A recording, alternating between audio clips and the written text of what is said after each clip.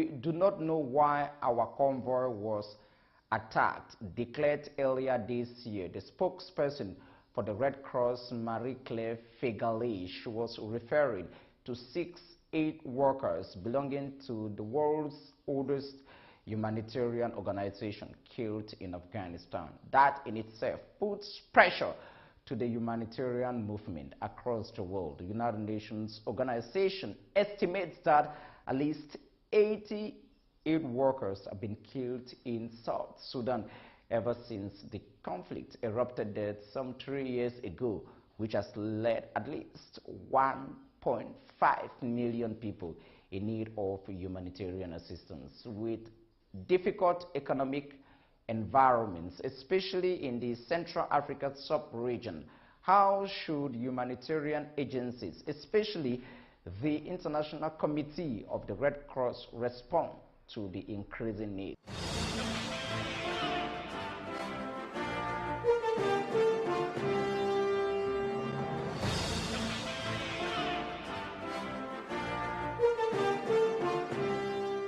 Simon Peter Brooks, welcome to GLOBEWATCH.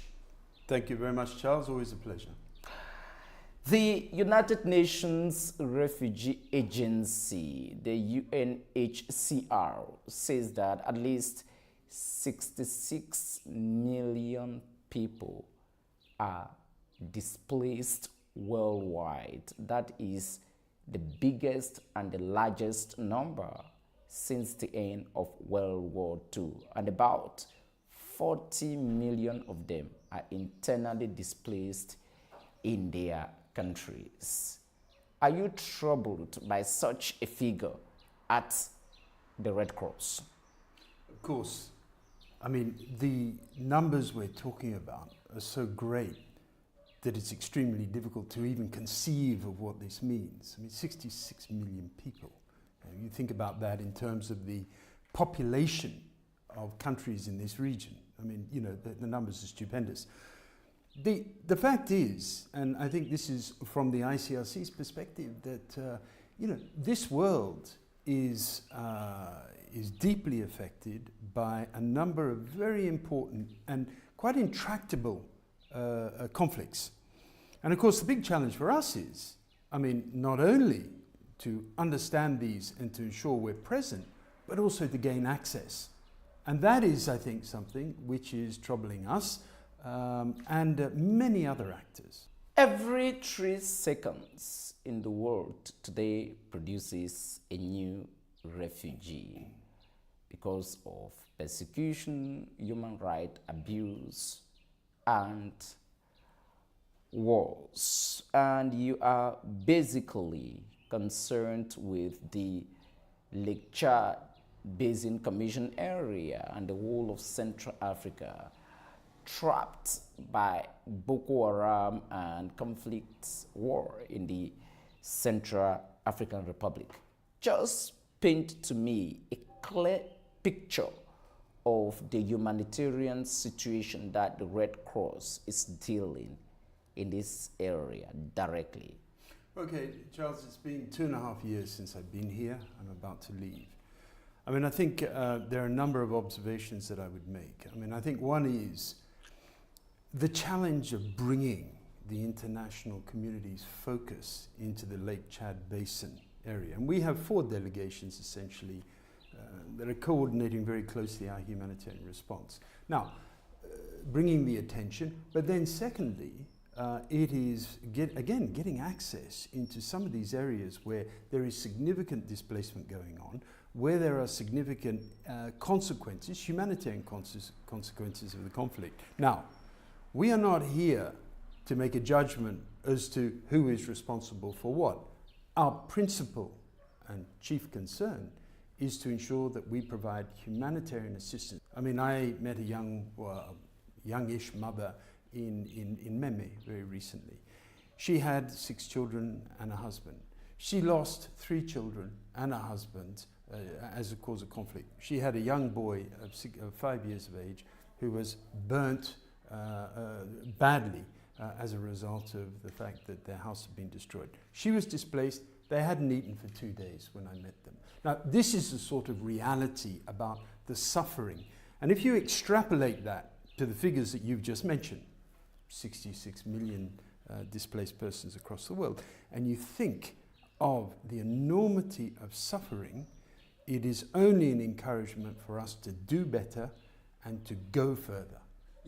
Before we came on the air, you told me that you met President Denis Sassou Nguesso, who received you in his country, Congo, for the very first time, and you have repeated the use of the expression access twice. Is there a major problem to assess these people in dire need when you meet the top of the leadership? Look, and I'm not speaking... Those in prisons involved with war, those in areas like Maduguri, Maga, where the Boko Haram insurgency is its peak, those in difficult areas in the Central African Republic where the situation is yet to return to absolute normalcy. The reasons for, if you like, limited access when it occurs, and it's not always the case. And I have to say that President Sassou Nguesso was very encouraging and said, yes, go into my prisons. Yes, we encourage you to go down to the pool. But where access becomes a problem, there are a number of factors involved. One is security. Security of aid workers today is becoming a less certain factor. I mean, there are large swathes of the extreme north and certainly the northeast of Nigeria where humanitarian access is extremely limited because of a lack of acceptance. We work on those sorts of things. But also, in terms of access to detainees, for example, yes, access can be limited for political reasons. But again, we have a long experience in this sort of thing, and we work to continue to address the suffering, to address the humanitarian consequences, which at times can be phenomenally large in terms of their realities. There is sometimes this attitude that, okay, we understand the law of armed conflict, but it doesn't apply here because of X, Y, and Z. And of course, our proposition is that the law of armed conflict applies in all situations of armed conflict. So we have quite a heavy task to convince people of what are their obligations and what are their obligations in terms of respecting the access for humanitarian actors. The year 2014 had 42 active conflicts worldwide with roughly 180,000 fatalities. Those are statistics from UK newspaper The Guardian. And one of your cardinal missions in your plus 150 years of existence is this, quote, to protect the life and dignity of victims of armed conflict and violence and to provide them with assistance. Tell me the key conflict areas in the world today where the International Red Cross is focused in providing assistance. Well, you know, where there is armed conflict, obviously we have an interest. I mean, but we, like most other actors, are constrained by the resources we have. So in essence, it's a question of prioritization. It's an exercise I have to go through here with my managers when we look at the north or the far north of Cameroon, is to say, how do we prioritize the resources we have? How do we, in an impartial way, get to where the needs are greatest? And of course, this is dependent upon access. But how much time do you spend quarreling with other delegation heads when somebody tells you that I have 5 million of such victims to handle in a country like Syria, and you raise a figure like 460,000 people in the northern part of Cameroon because of the Boko Haram insurgency, for example, take Minawawo? Yeah, unfortunately, I don't have to argue with my fellow heads of delegation, of whom there are about, 82, I think, spread around the world. I mean, this is done in a fairly complex, detailed, I think quite reliable process, which is done at our Director of Operations in Geneva. But when it comes to prioritization, yes, of course, what we do is to say, here are the needs, and here are, if you like, our ambitions. And we cost those, and then Geneva will say, okay, your budget is X or Y. But, I mean, the reality also is, Charles, where is today's focus in terms of conflict? And I think largely you would say there is a very significant focus on the part of donors, because this is where the money comes from, on the part of donors to the Middle East, for example, or the migration challenges in Europe.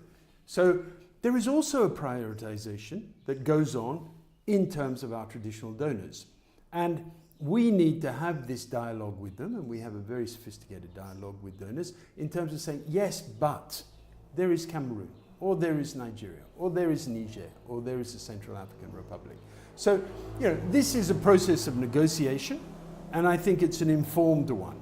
But the thing that I have discovered in some 21 years of being with ICRC, when the ICRC speaks, we're listened to. And I think we're respected for an extremely long history of response, humanitarian response in armed conflict. Oh, well, the United Nations High Commissioner for Refugees, Filippo Grandi, was in the Lake Chad Basin Commission area earlier this year, and he outlined that at least $240 million are needed to provide the necessary assistance of the displaced people trapped by the insurgency. How much has the Red Cross mobilized? For Cameroon, in terms of Cameroon, my budget is somewhere in the vicinity of 25, 26 million Swiss francs, which is essentially on parity with an American dollar. So that's the amount we're talking about. Of course, I would want more. I make arguments for more, but I'm competing with significant needs. I mean, if you go to the Central African Republic, if you go to Nigeria, you see the scale of need. And this is something which I think is done in an intelligent way in terms of allocating the resources, but that's what we're operating at in terms of Cameroon. The wars are just so complex and multifaceted in the world today, and you need to visit victims of war in prisons, those in difficult situations, those who need food, those who need shelter. You want to make sure that they are fairly treated. Can the war of needs ever be won? I think, you know, it's an interesting thing, and I really think, looking back, I have another 2 years of doing this work, but I look back and I think of the privilege that I've been granted to work in this area. I mean, I think helping people who suffer, there is no more satisfying endeavor. But at the same time, it's also deeply, deeply distressing. Particularly when you go out and you meet this woman, as I said, in Meme with her 3 children, who hasn't got anything, who didn't have anything, who hadn't eaten. I mean, how do we meet those needs? I mean, we work from a philosophy inside of the ICRC that if people respected international humanitarian law better, if there was an enhanced respect for this. You are talking, for example, the 1949 Convention. Exactly. I'm talking around which, you know, are based I mean, the Geneva Conventions would be, and their additional protocols would be the same. But if there was, or if there were, an enhanced respect for this, we are convinced that the level of suffering would be reduced. And that's why, Charles, we spend a tremendous amount of time with governments here, with your government, with governments in the region, and more broadly in the world, promoting a better respect for international humanitarian law. Because ultimately this is what serves to protect the interests of victims of armed conflict. You are an organization of roughly 16,000 employees worldwide, working in some of the most challenged environments, Guantanamo, Raqqa, and Afghanistan that you mentioned. Afghanistan, Yemen, Baga, Kolofata. You will be leaving the Central Africa sub-region very soon. What were the major challenges you faced in execution your mission?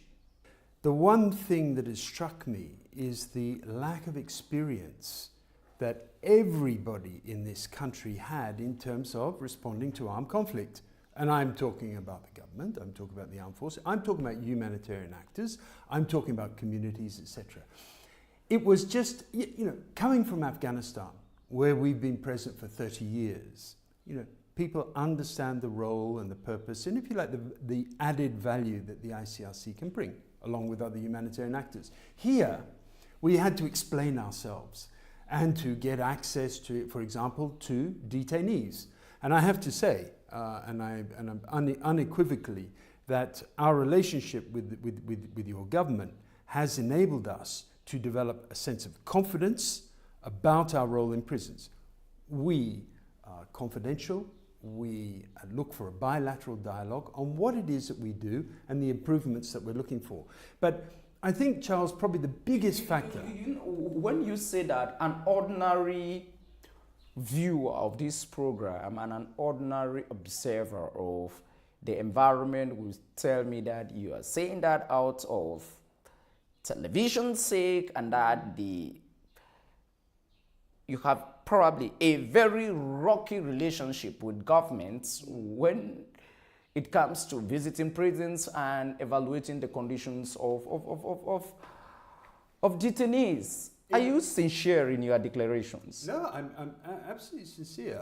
And I think the proof of the pudding is in the eating. And in our case, we have access to Marwa, we have access to Bertoua, to Gahoua, to the prison principal here. We have that. And what's more, our modalities, that is the manner in which we visit detainees, is respected. For example, we meet a detainee, we register, and we can have a private interview with that person. Now, as you say, in certain countries in the world, this is not possible, because if you can talk to a detainee, you understand where this person has come, how the treatment has been, and what the conditions are.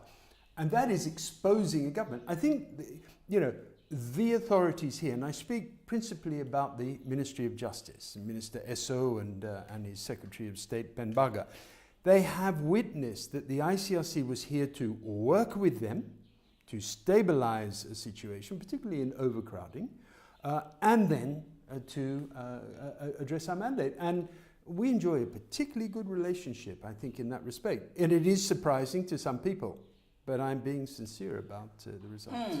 Every student of warfare knows the International Red Cross as the guardian of the law of war. I just want you to paint a clear picture to me of victims of wars you have visited. This is a very complicated issue for the Red Cross. You are denied access in some countries around the world, like you just said. I can remember back in 2006, the situation in Myanmar when Ibrahim Gambari was the United Nations special envoy for the Myanmar government of Burma, when the military junta, which was in power at the time, refused access in other areas, including Nobel Prize winner, who is today the head of the government, Aung San Suu Kyi. Charles, we are not idealists in the sense that we think the world should be entirely perfect. We know from experience, and it's more than 150 years of experience in conflict now that we've had.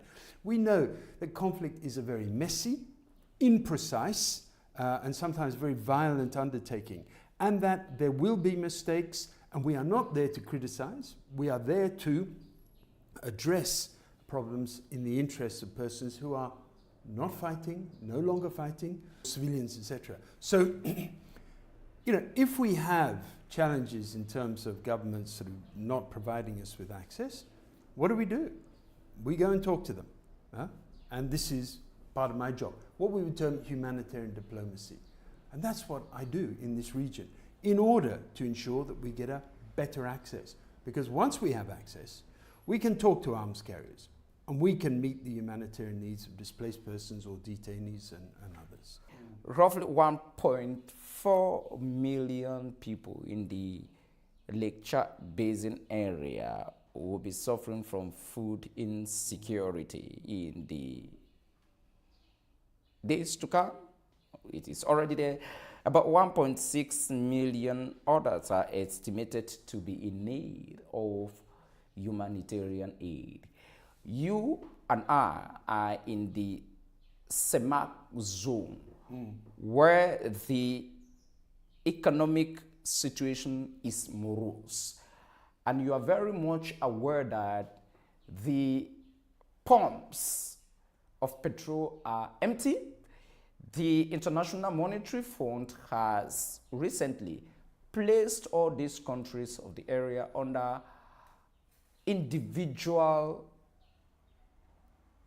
economic restructuring programs. Call it new structural adjustment. Give it the name you want to give. Are you worried of the future of the humanitarian situation as you live, considering the dry financial coffers I just indicated to you? Am I worried more for the longer term humanitarian needs? Yes, I am. I am worried because they are so great. You just presented a figure of 1.4 million people in suffering food insecurity. I mean, it's not just a figure.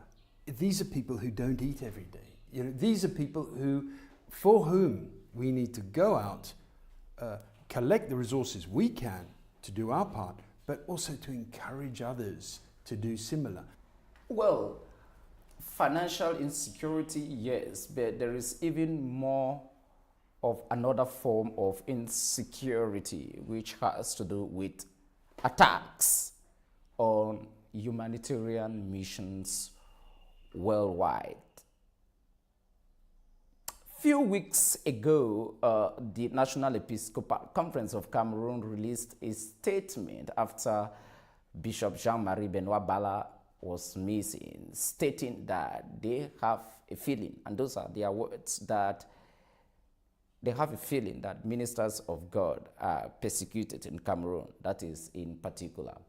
When you look at the recurrent attacks on humanitarian agencies in the world, Médecins Sans Frontières, hospitals, Save the Children, Oxfam, if you look at the way that individuals attack their convoys when they are delivering assistance to people in need, do you have a feeling that the humanitarian movement is being persecuted? I'll make a distinction between, I think, the case that you cited. Well, I was just using that as a juxtaposition. No, exactly. But I think to coming down to humanitarian actors, you mentioned a number of them, MSF and ICRC and people like this. And I think at the beginning of your program, you mentioned this horrendous attack on our convoy in northern Afghanistan, where I've worked, by the way.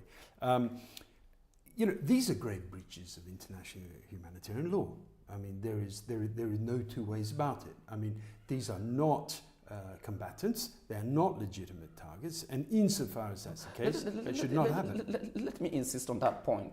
When you go to places like Waziristan, along the Afghan-Pakistani border, where it is practically very difficult for the humanitarian movement, including the International Red Cross, to effectively do their work, do you have a feeling that the humanitarian movement is being persecuted?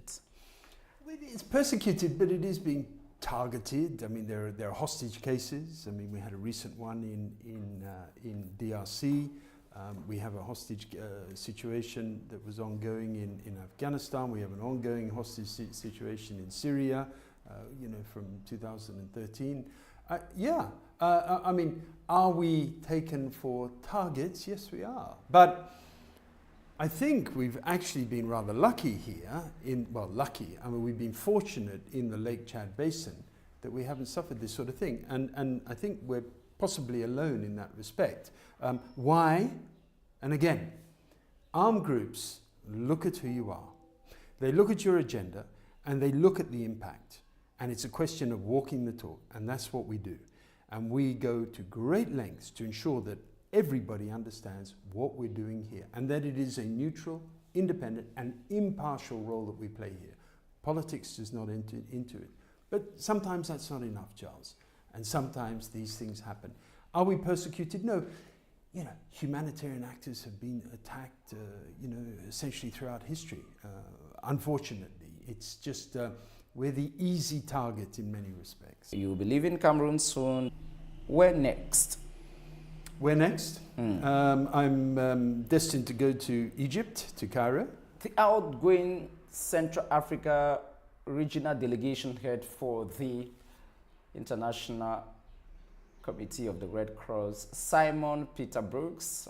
This is equally our last interview in this capacity. Thank you very much indeed for being guest on GLOBEWATCH. All right, and it's been a great pleasure. Thank you very much for your support. You're welcome.